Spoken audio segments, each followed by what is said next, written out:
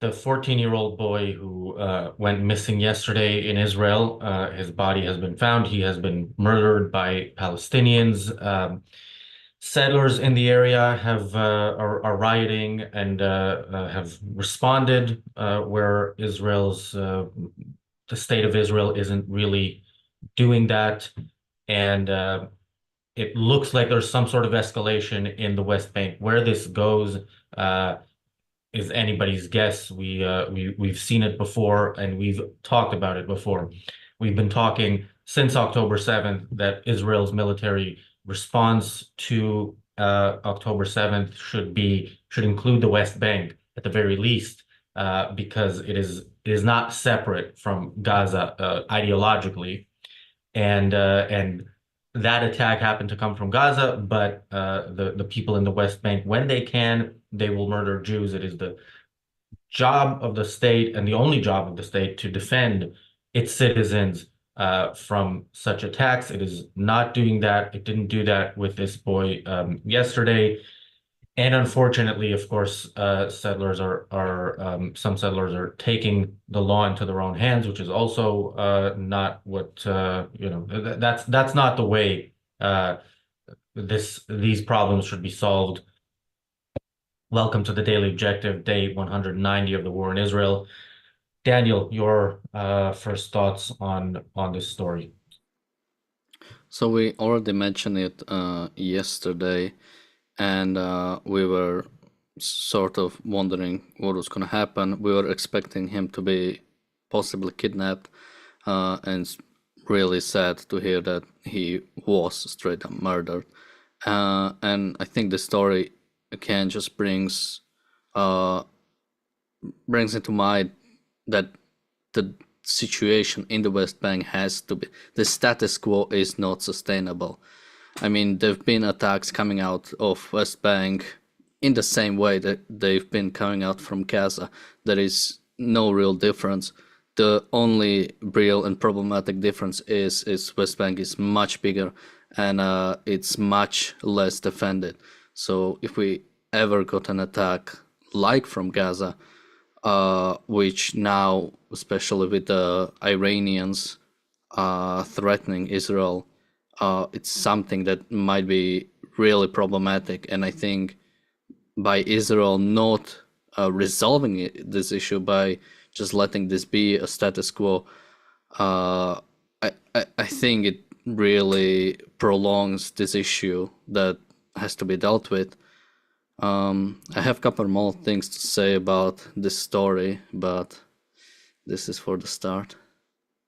Yeah, so the IDF has sent reinforcements now in part that is to disperse the crowds to prevent the riots from escalating. There was a report that a Palestinian was murdered yesterday and another one today as part of this. So it's a difficult situation. The IDF, of course, is also trying to find the people who did this, and it is operating the way Israel operates in such situations, which is to try to kind of pinpoint the specific perpetrators and pretend that this is not a widespread problem, a cultural problem with the Palestinians, because that would mean the kind of military action that Israel's allies in the world would object to, and would make life more difficult for Israel, as they already have been doing. So yeah, you mentioned the issue with Iran. The episode we were going to do today was going to talk also about some stuff that's going on in Lebanon with a politician who was murdered, and some people in Lebanon. I don't see Lebanon as similar to Iran in that, if a conflict happens, a big chunk of the population will be on our side. I don't think that's the case in Lebanon, but there is an opportunity, if you want to call it that, with Lebanon to do something now. The fact that the West Bank is, Israel, much like it does with Iran, is waiting for things to happen, and I hate to put it this way, but this is Israel's policy, not mine. this is one kid. It may not be enough. It's probably not enough for Israel to say, okay, we are going to make sure that this doesn't happen again. If it was 1,000, then they would do, something more serious. If it was 10,000, they might do even more. But yeah, this, I think in some sense, the fact that, again, it's not a good thing, but the fact that the settlers are, expressing their anger in action, an action that, that citizens should never be taking action, to doing the government's doing what they think is the government's job, and of course, that is not going to end well. I wonder if that is going to put pressure on Israel from the other side of, the side that they're not used to pressure from, the side that says, you know what, you have to, enforcing the law and defending your people. That is your job, and if you don't do that, we will. Yeah, I wonder if that kind of pressure is going to mean that Israel is going to, at least in the case of finding the people who did this and bringing them to justice, going to mean more action from Israel. But again, this is not what should motivate a government to do its job. It's the fact of its job is what should motivate it to do its job. Yeah, you have to realize the government has one power, and it's the power of force. Once that gets taken over by just random citizen, or in this case random settlers, that is problematic. You no longer have a proper state that can function properly if you don't have, if the government doesn't have the full monopoly on force. So that's why, yeah, any sort of vigilantism like this is really problematic. But again, it this was created because Israel is not doing its job with the monopoly on force that it has. It is not protecting the citizens of Israel fully. And so when we talk about the Palestinians in the West Bank, something you have to realize is what we've seen before is that more people in the West Bank support October 7th than even in Gaza, mainly because they don't suffer the consequences of the war, but they still do support the actions that happen. And if there was a similar attack, the Palestinians in the West Bank would participate. I mean, we've seen it. We've seen it unfortunately now in the small instance of this boy who he was a shepherd, and one morning he was just randomly kidnapped and murdered for no reason, just because he was in the area, just because he was the Jew that was closest to them. And I think one point I want to make is how the West fuels basically this idea by calling the people in the settlements illegal. I mean, even European Union has there are special laws against products coming from the settlements, but you have to realize that in the settlements it's more like it's something like 500,000 of Israeli citizens in the settlements. It's no like small number, and by completely disregarding them, it really puts a lower. When you say the settlers, it almost in some people's minds it almost makes them non-human, as like people who like shouldn't be there, that have nothing to like. In some people's mind, you might even say killers, and it would mean the same thing for them. This is how like problematic this is. I'm not sure if you want to talk about Yeah, maybe the I mean, history. I used to object to the very term. I no longer object to it, and I think many settlers kind of wear it as a badge of honor. Also, the 500,000. Yeah, there are different types of settlements. There are those that are like parts of Jerusalem that Israel has annexed, so are officially a part of Israel according to Israel, and they're considered settlers. But there's also, I think what happened here was some sort of an outpost, which um, outposts generally are not recognized by the state of Israel as legitimate at all.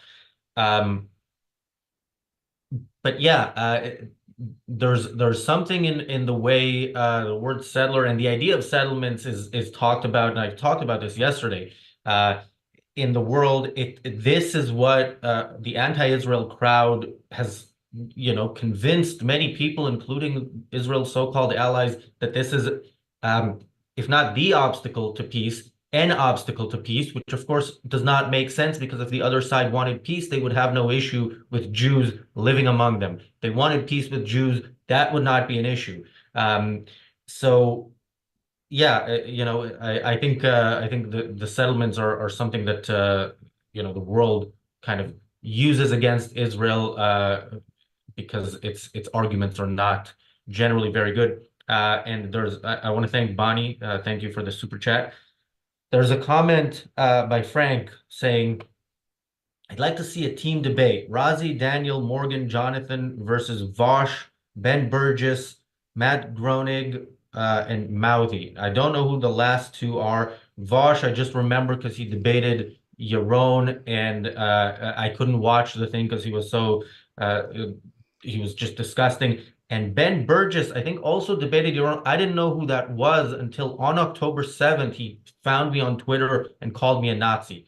I wouldn't debate any of these. Well, I wouldn't debate the two I know of, and I probably wouldn't debate the other two just based on the fact that you're putting So them in the same group. I think Mouthy is Mouthy Infidel, which I think is a socialist, and I'm not sure if who Matt Groening is. There is Matt Groening, which is the author of Simpsons and Futurama. I don't think that's who he means. I think so. I don't know who this guy I don't is. know. Maybe Frank can elaborate, but my point was the reason I wouldn't debate them is because, first of all, as I've said, you cannot be a decent human being and support the Palestinians, and this is why you mentioned that the vast majority of them support October 7th. The people who don't may not oppose it necessarily because they think it's wrong to kill Jews. We spoke about the 91% support for the Martyrs Fund, the fund where the Palestinian style welfare, where if you participated in a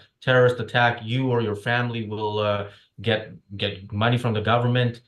So, yeah, anybody who looks at that and thinks, this is the side that I want to support in a conflict with the only civilized country in this really sea of barbarism, there is no point in talking to such a person. I don't see how it's gonna lead to anything, and I assume they would call us Nazis as they do, because apparently nowadays Nazi means somebody who doesn't want the extermination of the Jews. That's my understanding of that. Frank Bruning. I don't know how to pronounce that. Matt Bruning, Frank says. Anyway, um, yeah, and back to the topic, if you talk to people like that, I can only imagine what these people are saying about. I haven't checked on Twitter what they're saying about this incident, but I'm sure when we hear about women and children dying in Gaza, and of course it's made up, but also when there are children, they are often 18-year-old or 17-year-olds with guns, whereas this kid was a 14-year-old, shepherding sheep, and that was, you know, what are they going to say about this? Are they going to say, well, he was a settler? Because would you have a discussion with somebody like that? Again, I wouldn't. Daniel. Yeah, and so back to the idea of settlements. I mean, you just go back to history. Palestinians, or even larger, even before they were called Palestinians, Arabs have tried to genocide the Israelis in the region several times. And after like a second or third time, the Israelis said, well, that's enough, and we will occupy all of it.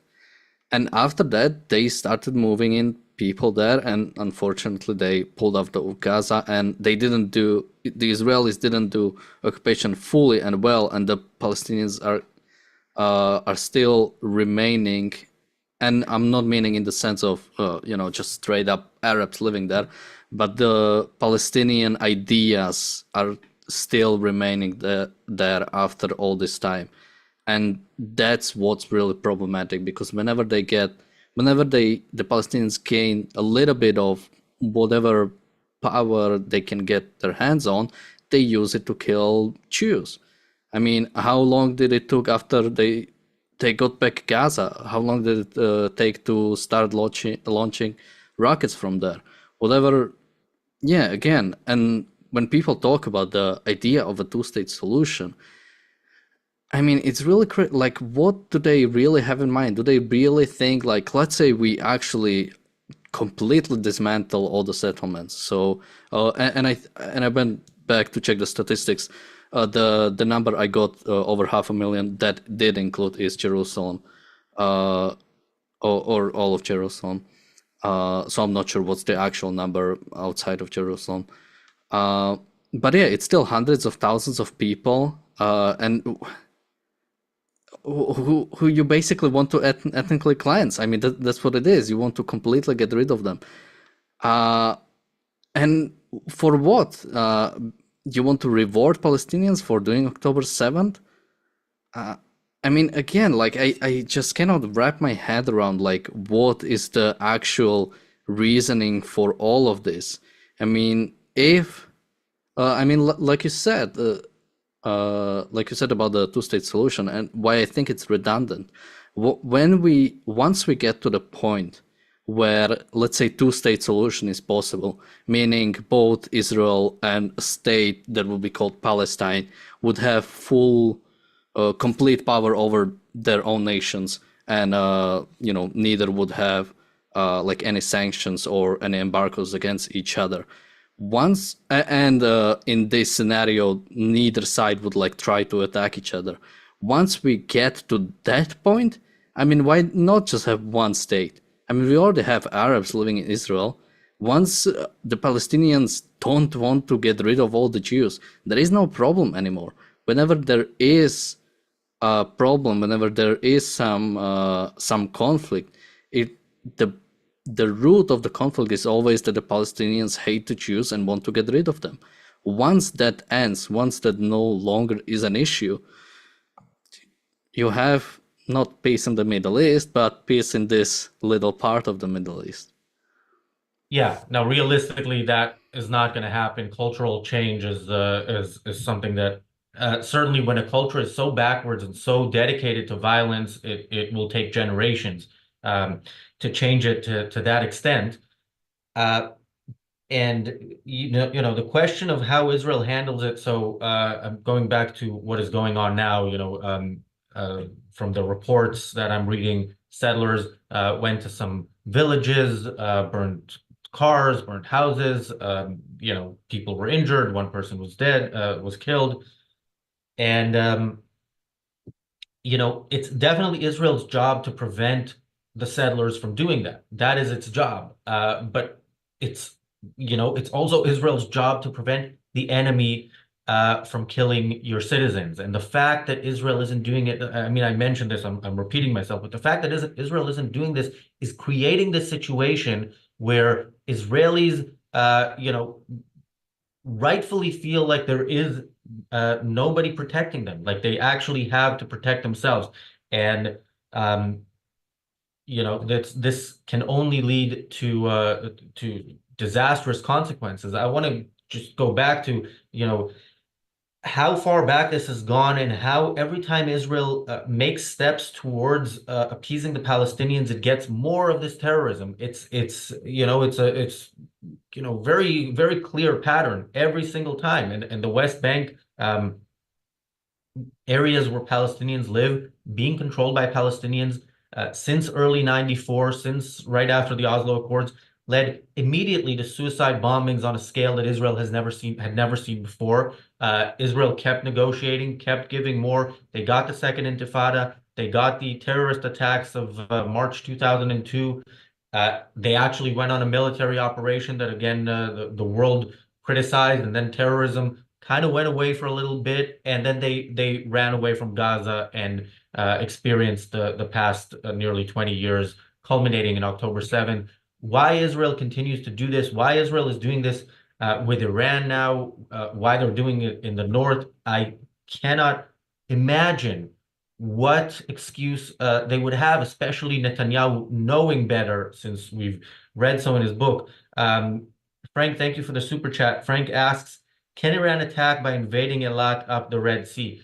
I can't see how that would happen. I think that's not going to be an easy path. You know, they'll we'll see the ships coming, and it's so much easier to invade from the West Bank, where Iran basically has a nation of proxies, and from the north using Hezbollah. I think if an invasion is what they're going for, that's where we're going to see it from. There could be missile attacks by the Houthis on Eilat. That is a possibility.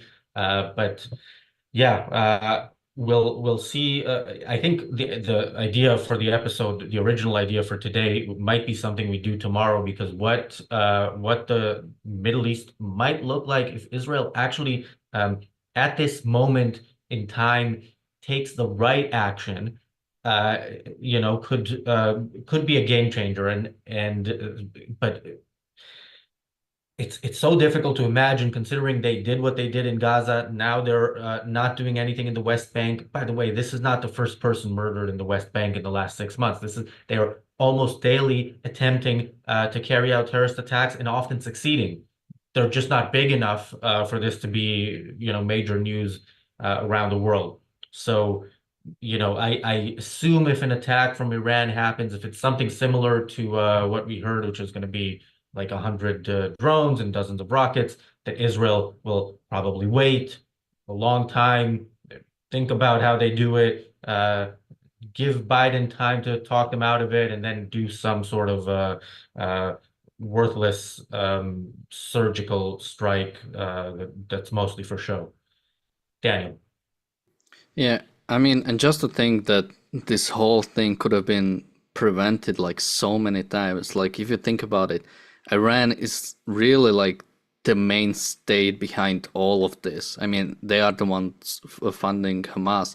They are the ones funding Hezbollah and the Houthis, and the rest of the Arab states, even if, let's say, they are not heaven on earth when it comes to their internal politics, when it comes to their foreign policy, it became much more pragmatic, and very few actually do have any support for Iran, and many of them are increasingly being more and more normalized with Israel. I mean, even recently I read in the news, this is not a Middle Eastern nation, but Indonesia is pursuing a normalization with Israel, which is one of the biggest, although I believe the biggest Muslim nation in the world.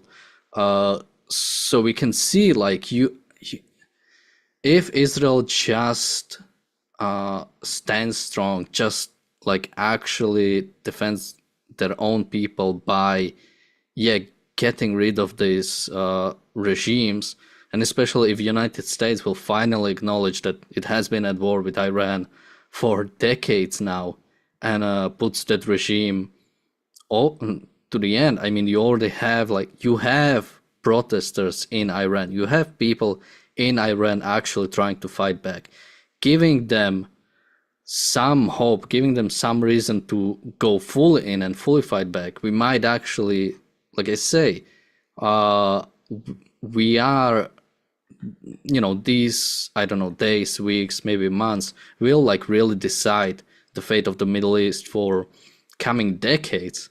And it all stands on, yeah, Israel and the United States. And what will they do? Because they can finally like bring this to the end.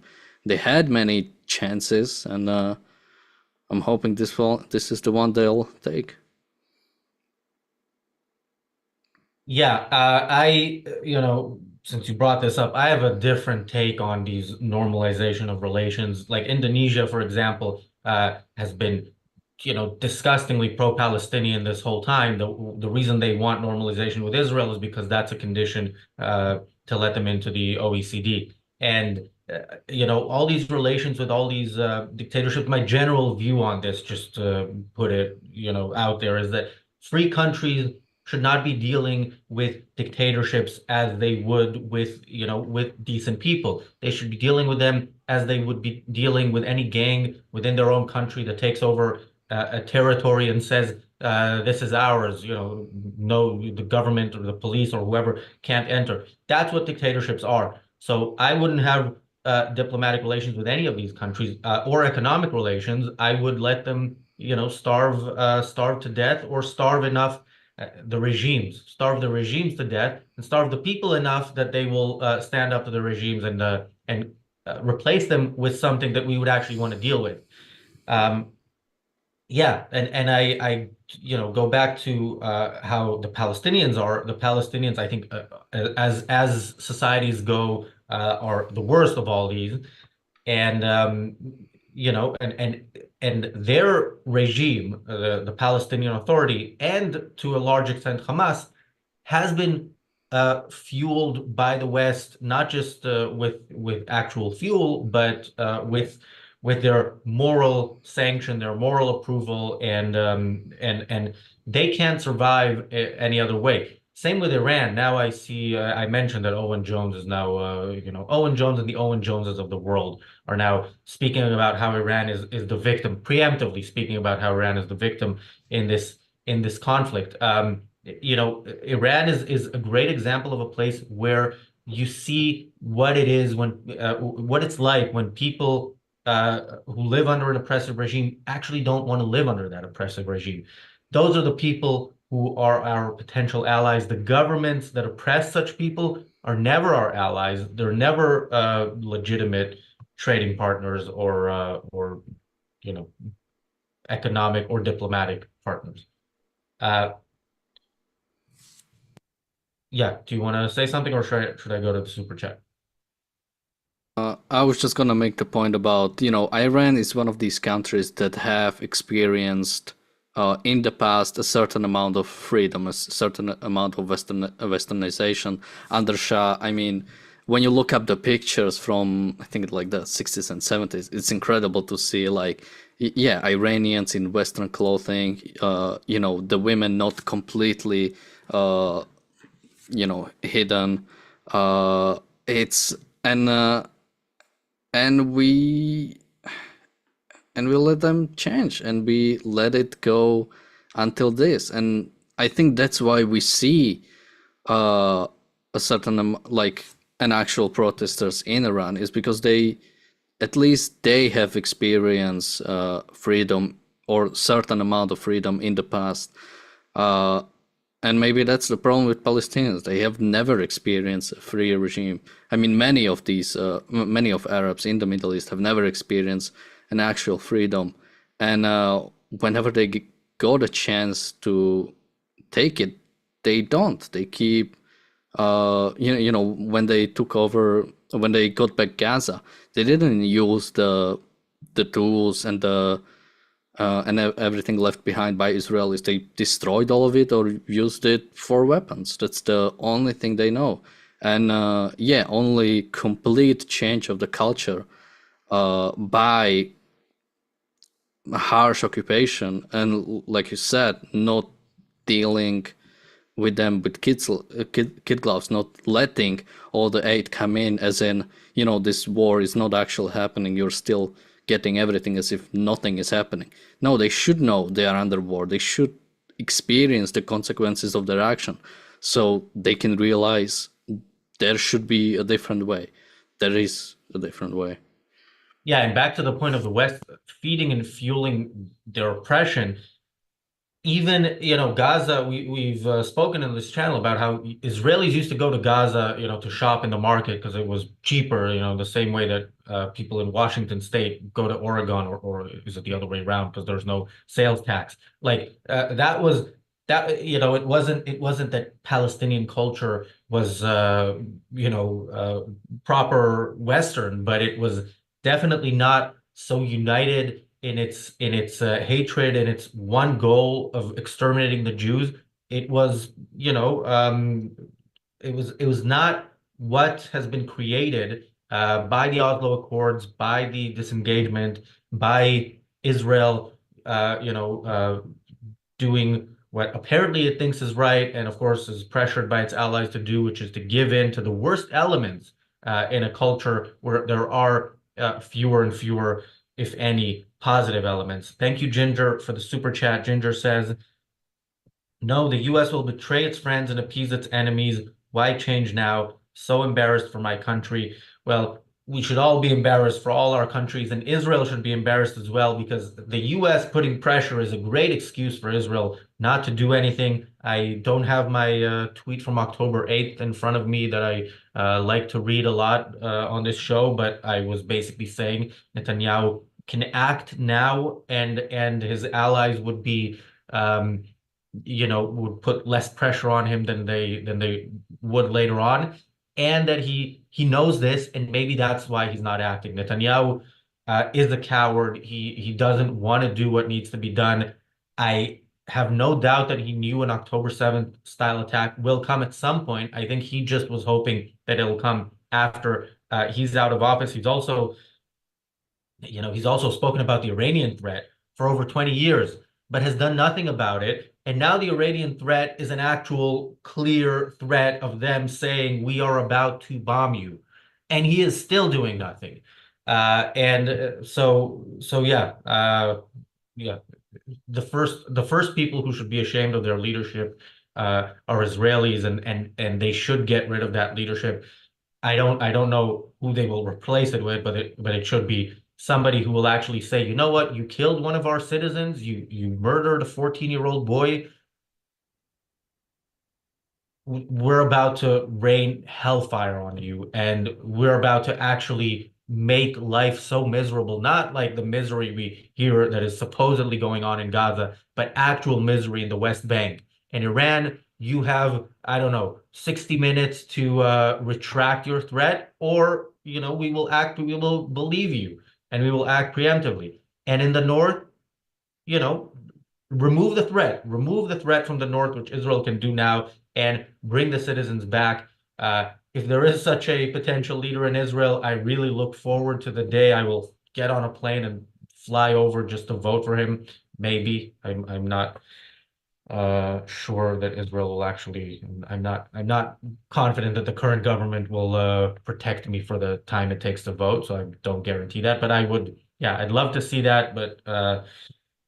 No, things are bad. Unfortunately,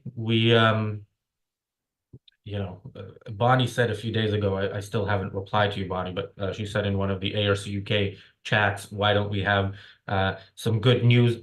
We will start a ARCUK good news WhatsApp group, because yeah, we need that, and there is good news out there in the world. I think this channel does need to focus on this topic. This is a uh, pivotal moment in world history. Yeah, as you mentioned, Daniel, I think it could be the next few days or weeks that really determine the direction of the Middle East, or could determine the direction of the Middle East. If the right things are done, we will be, of course, on top of that. Any final thoughts, Daniel? So when it comes to good news, following Israel's war in Gaza is unfortunately not the best. At least it hasn't been for some time now. Although I've seen some news about, apparently there is a Rafah date. Although I've seen that maybe a week ago. It might have changed now with the Iran situation. But I've read that there is like an official date for Rafah invasion. They didn't publicize the actual date, which on one hand might be good. They don't want to tell the enemy when they're going to attack. On the other hand, it doesn't give us any actual idea on when this might happen. I just hope it's true. I just hope the Iranian situation didn't change it, and I hope it's soon. I hope it's maybe Within our lifetime, let's hope. that would be preferable.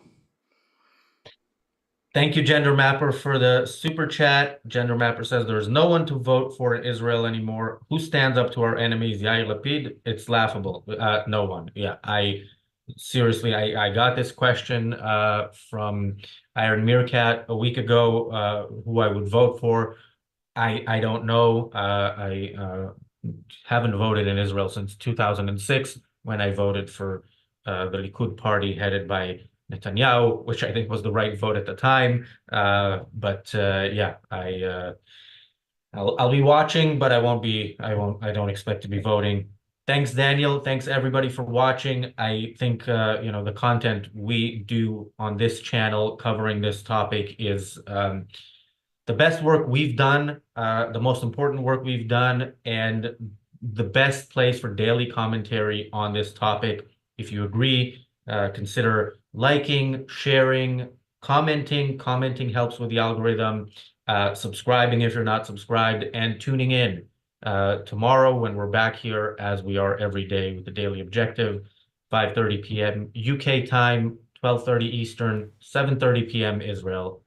Daniel, I think you have some parting words, and we'll leave you with that. Casa delenda est.